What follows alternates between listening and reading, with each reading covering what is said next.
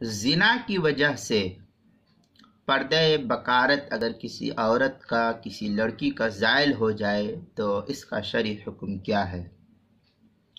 چنانچہ ایسی لڑکی یا ایسی عورت جس کا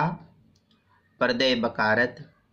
زنا کی وجہ سے ختم ہو چکا، پھٹ چکا ہو، زائل ہو چکا ہو، اور اس کا زنا حد جاری ہونے کی وجہ سے یا کسی اور وجہ سے مشہور نہ ہو، تو ایسی عورت بھی حکماً باکرہ کہلائے گی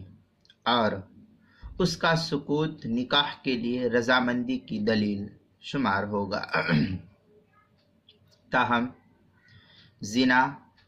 یا اور کوئی برا فعل اگر صادر ہو جائے تو اس کو لوگوں کے سامنے ظاہر کرنا شرعاً پسندیدہ عمل نہیں ہے، بلکہ اللہ کے سامنے توبہ استغفار کرنا چاہیے، اور اس کو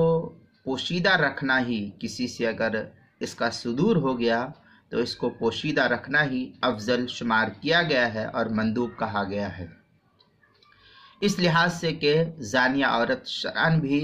باکرہ کہلائے گی، لیکن چونکہ معاشرہ اس کو پسند نہیں کرتا اس لیے اس کا اخفاء ہی افضل اور اولیٰ ہے۔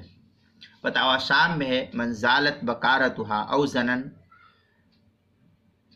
بکرن حکمن ان لم یتکرر ولم تحد به والا فسیب، اور پھر